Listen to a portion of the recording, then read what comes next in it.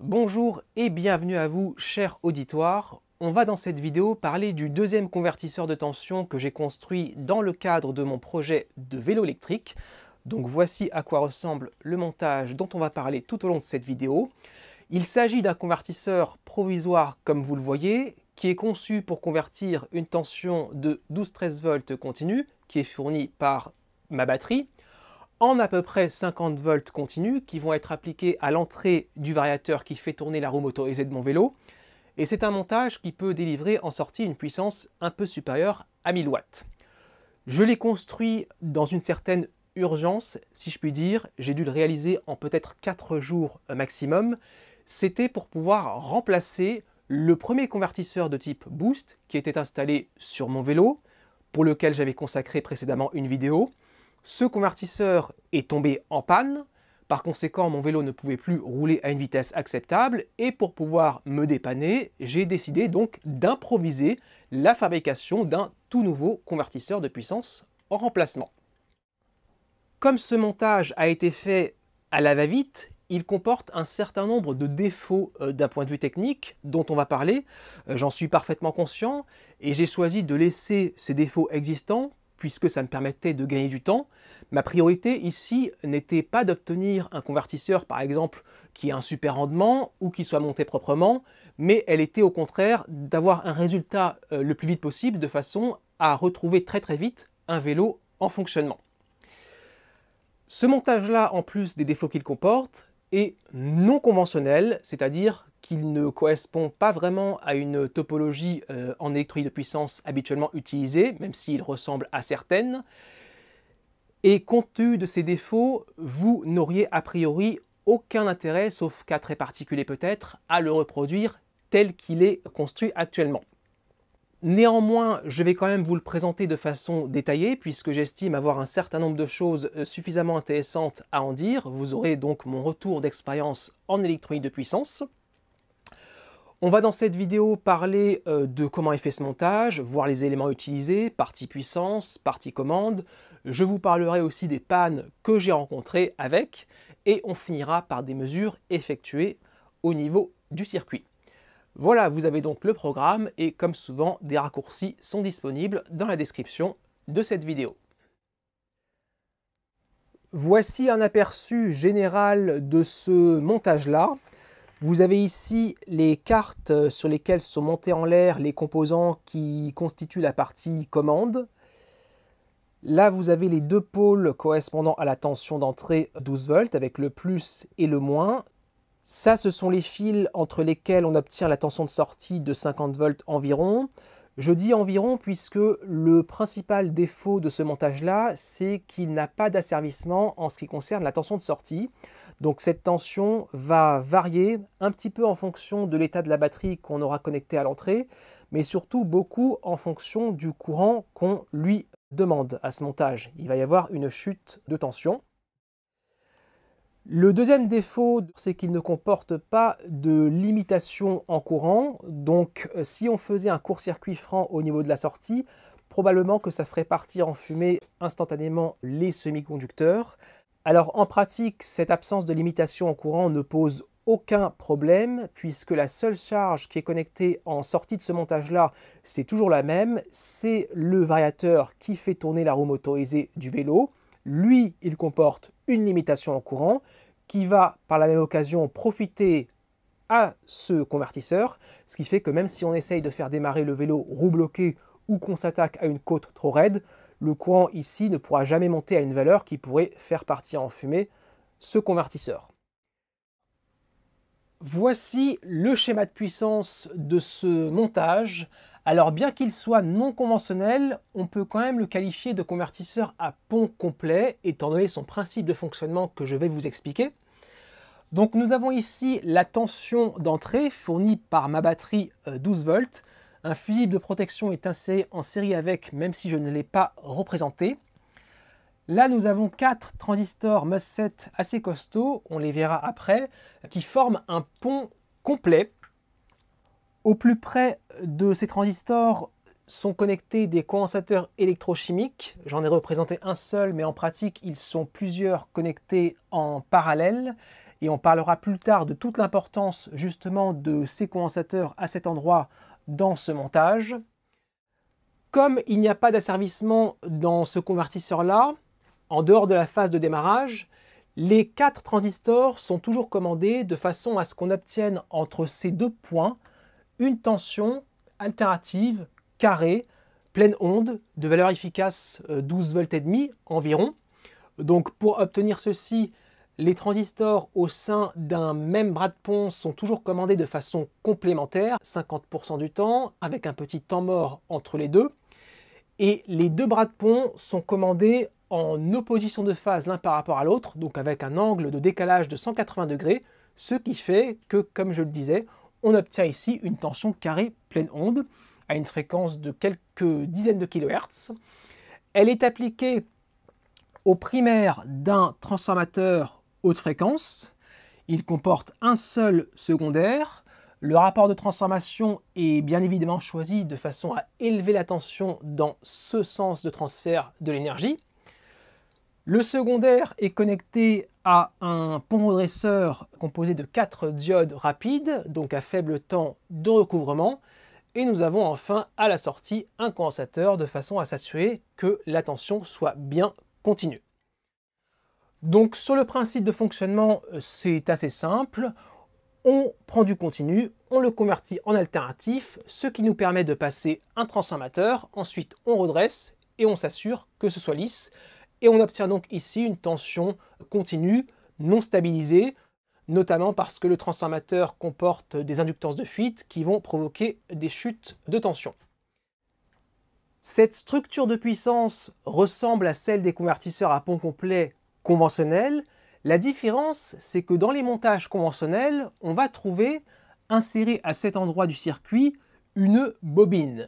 Alors moi, je n'en ai pas inséré ici, c'est-à-dire que j'ai connecté directement mon condensateur en aval du pont de diode, et je me suis passé de bobine puisque comme mon montage ne comporte pas d'asservissement, et que donc la tension entre ces deux points sera toujours carrée pleine onde, on va la retrouver avec la même forme au secondaire du transformateur, et quand cette tension va être redressée par le pont, on va se retrouver en aval du pont avec une tension qui théoriquement est continue. Et donc, j'applique une tension continue aux bornes de mon condensateur, ce qui ne pose aucun problème. Or, dans les montages conventionnels, dotés d'un asservissement, la séquence de commande des 4 transistors sera bien différente par rapport à celle que je vous ai décrite précédemment, et elle va être telle que la tension qu'on va obtenir entre ces deux points aura plutôt une allure ressemblant à ceci. C'est une tension qui sera toujours alternative, mais qui va comporter des longs passages par zéro. On va la retrouver avec la même forme au secondaire du transformateur, et quand cette tension aura été redressée par le pont, on va se retrouver en sortie de pont avec une tension qui ressemble à ceci. C'est une tension qui varie très très vite, et à cause de ça, on ne peut pas l'appliquer directement aux bornes du condensateur. Sinon, ce qui se passerait à ce moment-là, c'est que durant les passages par zéro, le condensateur se déchargerait un petit peu dans la charge qui était alimentée, et à la fin du passage par zéro, dès que le créneau de tension apparaîtrait, le condensateur chercherait à se recharger d'un coup, ce qui entraînerait un pic de courant de valeur totalement incontrôlée au niveau de la chaîne amont qui pourrait potentiellement détruire les semi-conducteurs. Et c'est une des raisons pour lesquelles on insère habituellement à ce niveau-là une bobine qui va permettre de contrôler l'évolution du courant et d'éviter des pics lors de la charge du condensateur qui tendraient vers l'infini et seraient destructeurs. On va à présent voir les éléments dans la réalité. Donc comme je le disais au début, vous avez ici les deux pôles de l'entrée 12 volts. Ils sont réalisés avec des lamelles de cuivre, étant donné les intensités assez importantes qui peuvent être amenées à passer à cet endroit. Là, vous avez le groupe de condensateurs électrochimiques connectés en parallèle au plus près des transistors de puissance, donc au niveau du bus continu 12 volts. Ils ne sont pas montés très proprement puisque je n'ai pas pris la peine de faire fabriquer un circuit imprimé pour ce montage provisoire. Sur cette carte et sur cette autre, vous avez les deux drivers de MOSFET high side, low side qui permettent de piloter les 4 transistors du pont complet. Alors les références ne sont pas les mêmes puisque j'en ai grillé un et j'ai dû le remplacer par autre chose. Sous cette barre métallique qui est vissée, vous avez les 4 transistors qui forment le pont complet, que cette barre permet de maintenir plaqués contre le radiateur de refroidissement. On ne peut pas les voir en direct quand c'est assemblé, mais je vous montre des photos de ce que ça donne quand c'est désassemblé. Les paires de transistors formant des bras de pont sont montés sur des circuits imprimés spéciaux. Ce sont des plaques que j'avais fait fabriquer pour pouvoir monter facilement 2 transistors de puissance en configuration bras de pont. Donc ça s'est avéré bien pratique. Ces plaques-là sont en fait les ancêtres des plaques en aluminium que je vous avais présentées dans une vidéo précédente. Donc ça permet de faire exactement la même chose que ces plaques-là, sauf que celles-ci sont beaucoup plus évoluées. Les 2 lamelles que vous avez ici et qui remontent verticalement sont les sorties du pont complet. Entre ces deux-là, nous avons donc la tension alternative carrée qui est appliquée aux 2 pôles du primaire du transformateur que vous avez ici. Ce que vous voyez là, c'est un des pôles du secondaire. Le deuxième se trouve en dessous. Ce secondaire est raccordé aux diodes que nous avons ici, qui forment le pont complet redresseur. Dessous, vous avez 2 ventilateurs, un qui souffle sur chaque radiateur. Et enfin, on trouve ici le condensateur électrochimique qui nous assure que la tension de sortie soit bien continue. Voyons maintenant la confection du transformateur haute fréquence.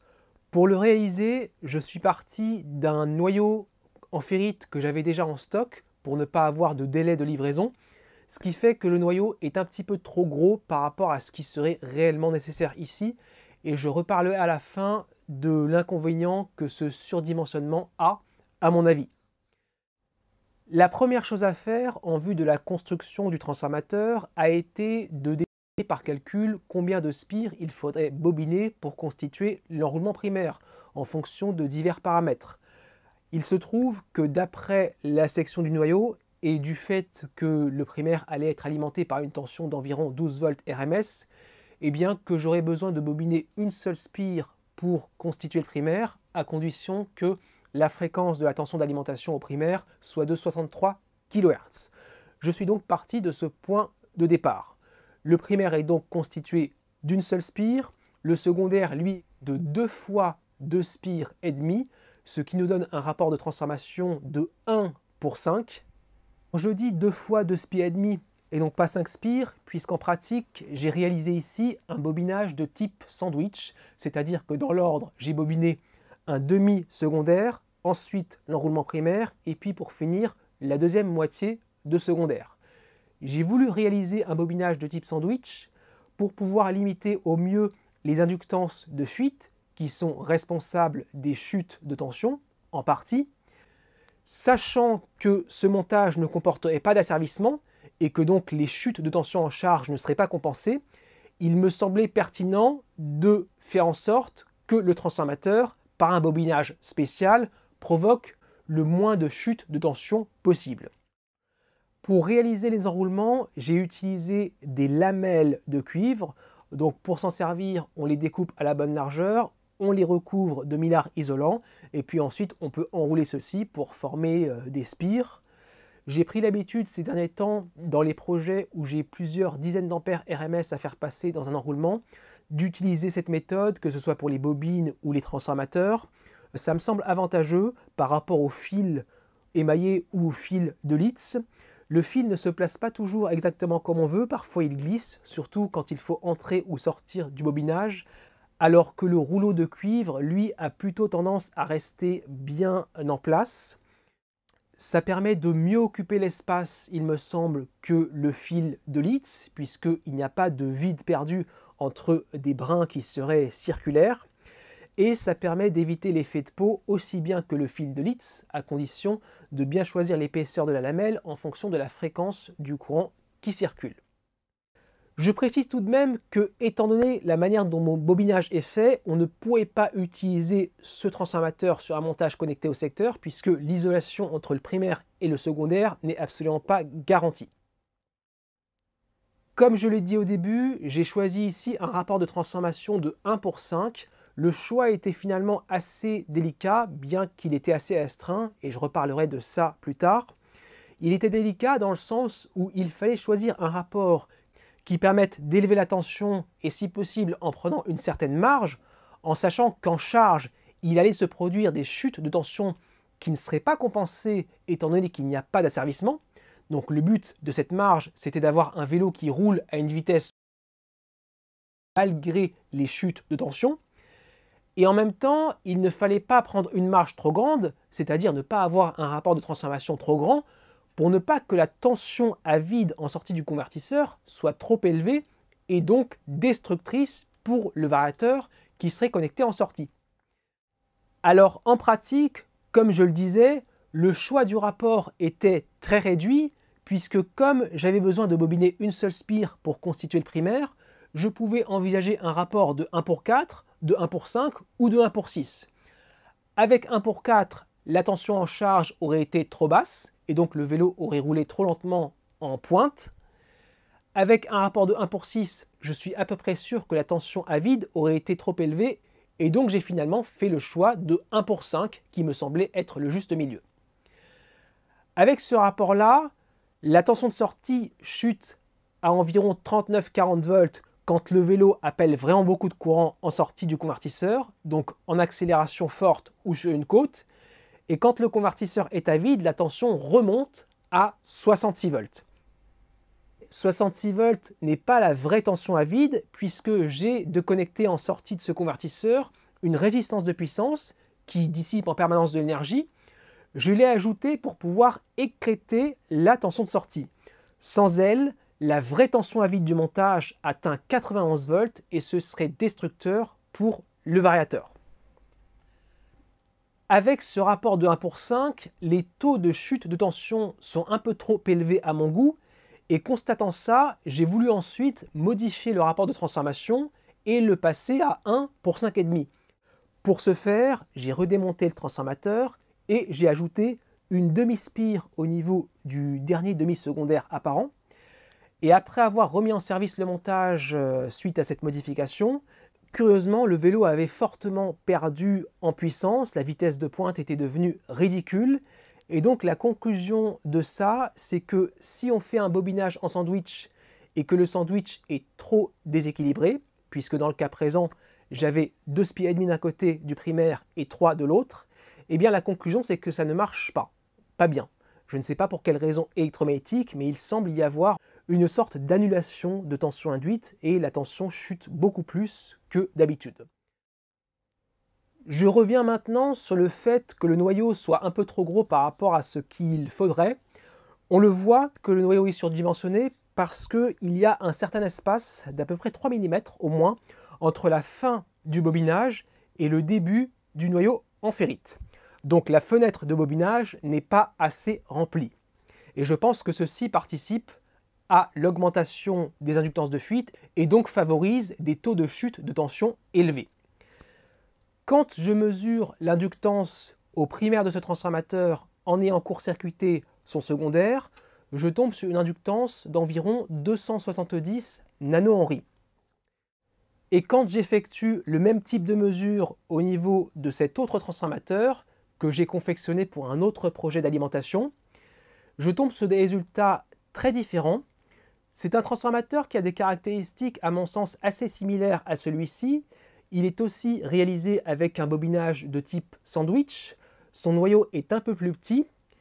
Il a 2 spires au niveau du primaire et 2 fois 4 spires, le sandwich, pour constituer le secondaire. Et quand on mesure l'inductance au primaire en ayant court-circuité le secondaire, on tombe cette fois, avec la même fréquence de test que par rapport à la mesure de celui-ci, sur une inductance un petit peu en dessous de 18 nanohenry. On a donc un facteur d'à peu près 15 entre les deux mesures, d'inductance de fuite équivalente ramenée au primaire, et ça me semble vraiment beaucoup. Et la différence principale à mon sens entre la construction de ces deux transformateurs, c'est le taux de remplissage des fenêtres. On peut voir sur celui-ci que la fin de l'enroulement arrive vraiment au ras de la ferrite et que donc il n'y a pas d'espace perdu. Et tout ça pour dire que je pense vraiment que le taux de remplissage de la fenêtre influe vraiment beaucoup sur les inductances de fuite. Si j'avais su que j'obtiendrais les taux de chute de tension que j'obtiens avec ce transformateur, je pense que j'aurais réalisé le bobinage de manière un peu différente. Je pense que j'aurais multiplié le nombre de toutes les spires par 2, de façon à mieux occuper la fenêtre de bobinage, tout en conservant le même rapport de transformation. Et j'aurais ensuite modifié le circuit de commande de façon à diviser la fréquence de la tension appliquée au primaire par 2. Et je pense qu'avec ces deux modifications, les taux de chute de tension auraient été nettement moins importants. Pour obtenir la bonne séquence de commande au niveau des 4 transistors, je me sers ici d'un contrôleur de référence UCC3895 qui permet de réaliser des convertisseurs de topologie dite Phase Shift Full Bridge Converter. En abrégé, ça donne PSFB. C'est une topologie conventionnelle qui aurait été très intéressante à mettre en œuvre dans le cas de cette application, avec elle on peut normalement obtenir un asservissement au niveau de la tension de sortie ainsi qu'une limitation en courant. Alors je me sers d'un contrôleur de ce type ici, mais je m'en sers anormalement, donc très en dessous des possibilités qu'il offre normalement, ce qui fait que mon montage ne correspond pas à un vrai convertisseur PSFB et il est donc, comme je l'ai dit au début, non conventionnel.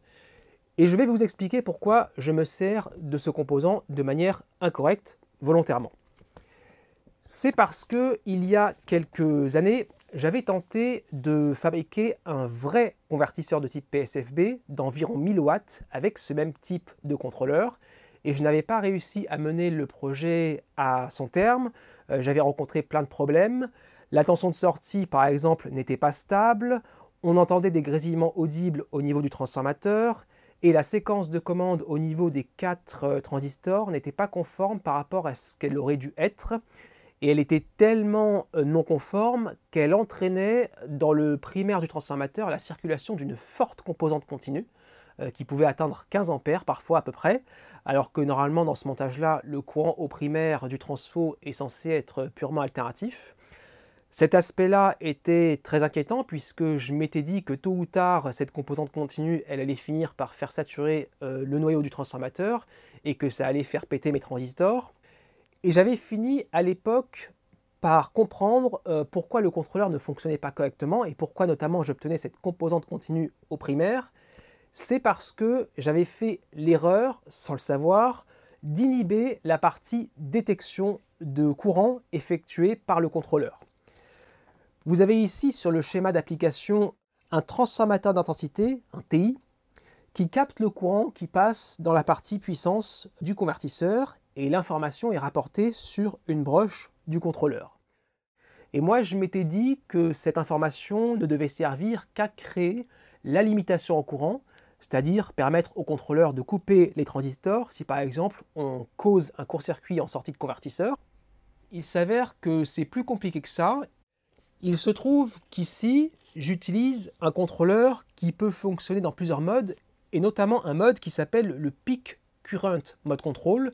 Ça devait être dans ce mode-là que j'avais essayé de le faire fonctionner. Et dans ce mode de fonctionnement, le contrôleur a besoin de mesurer le courant qui passe dans la partie puissance, en dehors de toute surcharge ou de court-circuit, pour pouvoir fonctionner correctement.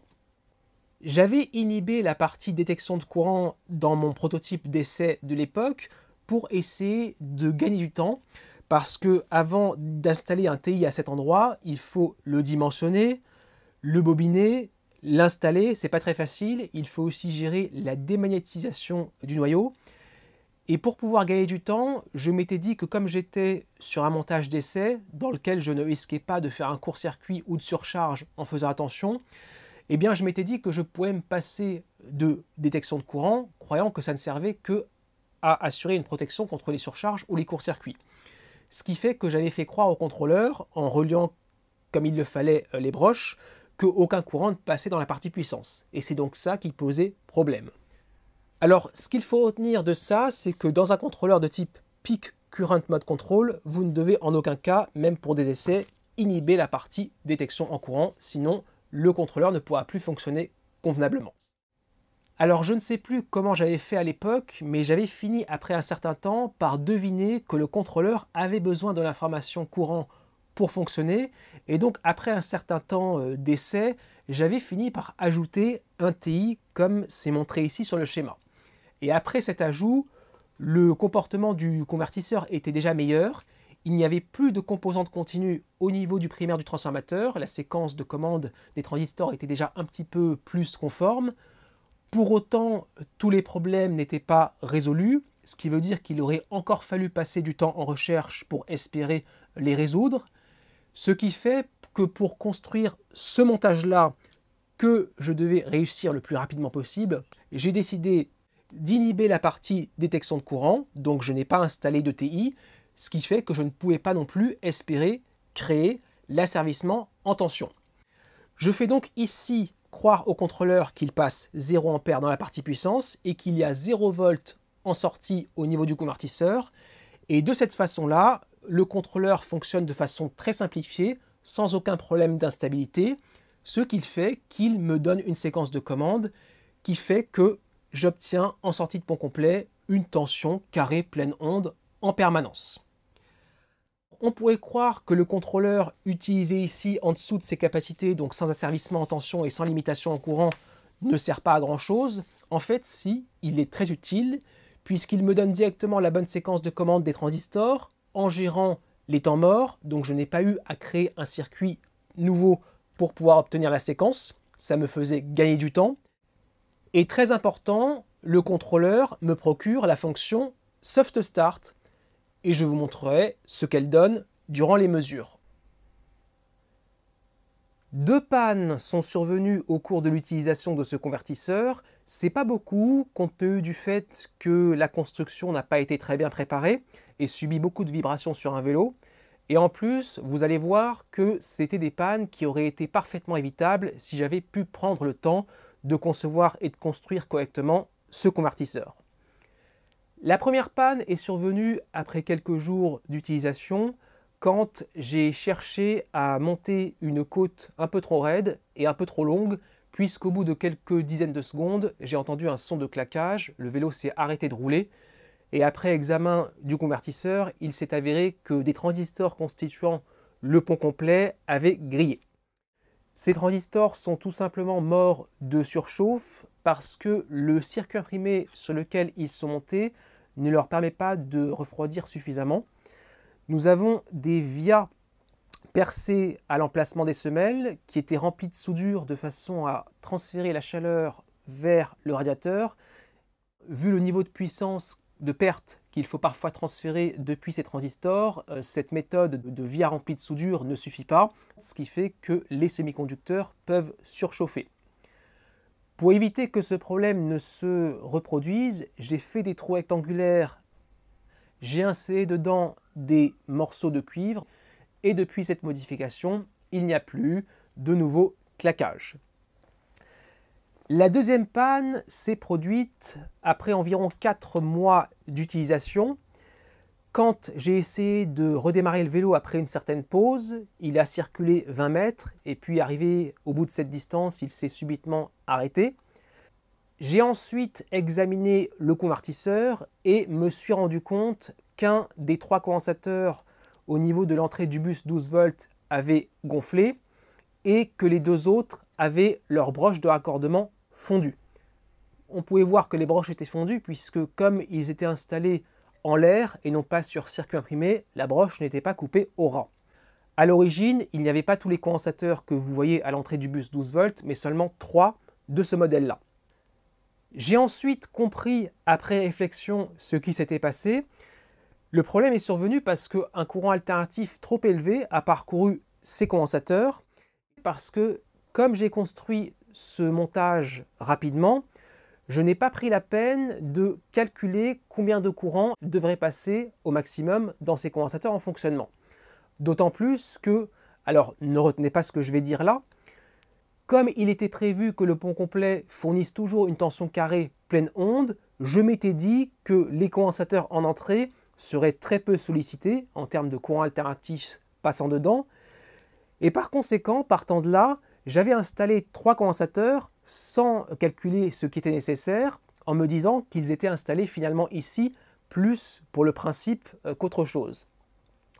Alors, ayant constaté toute cette casse, j'ai ensuite été chercher les formules de calcul qui permettent de déterminer combien de courant passe dans ces condensateurs dans les conditions de fonctionnement. Et le calcul donne à peu près 72 ampères RMS. C'était tellement énorme que j'ai d'abord pensé que je m'étais trompé sur le calcul. Et en fait, non, ça doit être certainement ça. 72 ampères RMS à se répartir entre 3 condensateurs.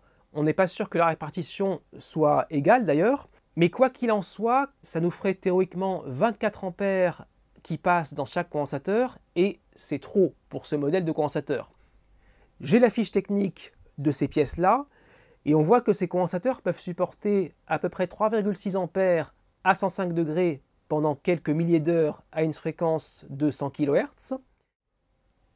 Il y a, concernant ces composants, l'inverse d'un déclassement, je ne sais pas s'il y a un mot pour ça, c'est-à-dire que si par exemple il fait plus frais ou que la durée d'utilisation est plus courte, les condensateurs pourront encaisser un courant plus grand que ces 3,6 ampères. Mais quoi qu'il en soit, 24 ampères, je suis sûr que c'est trop pour eux et que c'est donc ça qui a causé ces dégâts. Je pense que ce qui s'est passé dans l'ordre, c'est qu'on a d'abord un premier condensateur qui a flanché, donc ce serait celui qui a gonflé et dont les broches n'ont pas fondu, et qu'ensuite, lui ne conduisant plus le courant, puisque quand on mesure son ESR, on voit qu'il a très fortement monté, eh bien le courant restant, au lieu de se répartir à travers 3 condensateurs, ne passait plus qu'à travers 2, ce qui a été suffisant à ce moment-là pour réussir à faire fondre les broches des 2 condensateurs encore restants. Je pense qu'avant que ce problème ne se produise, les broches des 3 condensateurs devaient déjà être brûlantes par moment, mais je m'en étais pas rendu compte parce que l'accessibilité au niveau du montage n'est pas très facile et qu'en plus, comme je l'ai dit au début, je n'imaginais pas dans mon esprit qu'il puisse passer autant de courant dans ces condensateurs dans cette application-là. Au moment où ce convertisseur s'est retrouvé avec plus aucun condensateur connecté au niveau du bus continu, ça a provoqué une surtension au niveau du bus qui s'est un petit peu propagée dans tout le vélo. Ça a fait griller l'éclairage avant, l'éclairage arrière, le circuit de contrôle 3895 et ça a aussi flingué les 3 ventilateurs de refroidissement. Donc on retiendra que si ces condensateurs grillent à l'entrée de ce type de montage, ça provoque une surtension sur le bus d'entrée. Pour réparer les dégâts, j'ai tout simplement remplacé les condensateurs. J'en ai mis beaucoup en faisant quelques calculs de façon à ce que chacun, si possible, ne soit pas surchargé en intensité. Dernier chapitre, les mesures à effectuer dans le montage. En ce moment, le convertisseur est alimenté par 4 de ces cellules lithium fer phosphate, ce qui donne environ 13 volts. La sortie est à vide, je mesure donc la tension à vide qui atteint 66 volts et je vous montre en même temps ce que donne la tension appliquée au primaire du transformateur ainsi que la tension qui sort au secondaire. Donc voici les courbes. En jaune, c'est la tension primaire de valeur efficace 13 volts environ. Et en violet, vous avez la tension secondaire, donc multipliée à peu près par 5, et elle aussi à une fréquence de 63 kHz. Observons ce qui se passe au démarrage du convertisseur, et donc l'apport de la fonction Soft Start que j'utilise ici. Donc en ce moment, il est sous tension, je vais envoyer l'ordre de marche.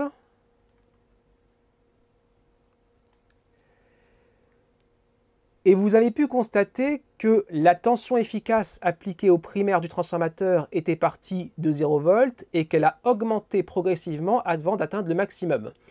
Donc ceci permet de mettre en régime progressivement le noyau magnétique du transformateur ainsi que de charger progressivement aussi le condensateur en sortie. Grâce à ce soft start, j'évite de faire péter tous mes transistors au moment où le convertisseur démarre, bien qu'il n'y ait pas de limitation en courant. Le principe de fonctionnement du soft start est le suivant dans un PSFB. Au début du démarrage, le contrôleur va commander les deux bras de pont avec un angle de 0 degré de déphasage entre les deux, ce qui va donner une tension efficace nulle en sortie de pont complet. Et à mesure que le temps avance, le contrôleur va augmenter progressivement l'angle de déphasage entre la commutation des deux bras de pont, ce qui va faire progressivement augmenter la valeur de la tension efficace qui va être appliquée au primaire du transformateur. Et arrivé à la fin, quand le déphasage aura atteint 180 degrés, on obtiendra au primaire une tension pleine onde. Je vous montre ce que ça donne de façon concrète. Donc pour ça, on va observer les deux signaux de commande des deux transistors low side. On démarre. Au début, vous pouvez voir que les deux signaux sont en phase. Et arrivé à la fin, le décalage vaut 180 degrés. Je vous le refais. En phase, le décalage augmente et le démarrage est terminé. Bien que mon montage ne soit pas un vrai PSFB, cette phase de démarrage vous a permis de voir le principe de régulation entre guillemets dans ce type de convertisseur. Donc la fréquence ne varie pas, le rapport cyclique non plus, vous avez pu voir qu'il était resté fixe.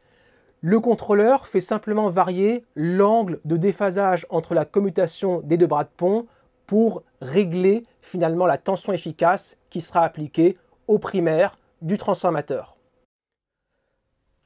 Je vais vous montrer une mesure de rendement pour un seul point de fonctionnement. Pour effectuer cela, j'ai connecté en guise de charge à la sortie 4 lampes 12 volts 50 watts connectées en série. Je démarre. Je viens capter le courant d'entrée.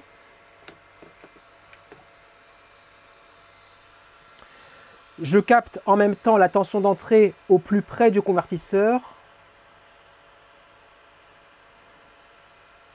On appelle 306 watts.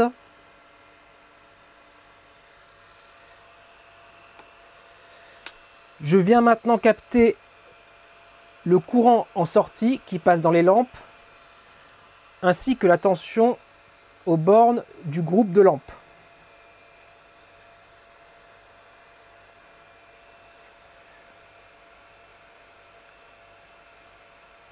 On consomme 262 watts.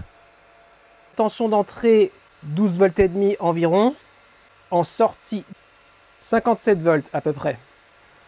Je fais le calcul, 262 divisé par 306 nous donne à peu près 85% de rendement à ce point de fonctionnement-là. Autre mesure, on observe cette fois la tension entre le drain et la source d'un des MOSFET, donc ça correspond à la courbe jaune, en même temps que la tension qui le commande, donc entre sa borne grille et source. En ce moment, le montage est à très faible charge, puisque la seule charge connectée à la sortie, c'est la résistance de puissance d'écrêtage. Et on peut voir que malgré ce taux de charge très faible, les transistors arrivent quand même à commuter en mode ZVS, puisque en regardant de près ici, on voit que d'abord la tension entre le drain et la source atteint le 0 volt, et que ensuite l'ordre de fermeture du MOSFET arrive. Donc nous avons bien ici une commutation de type ZVS à la fermeture.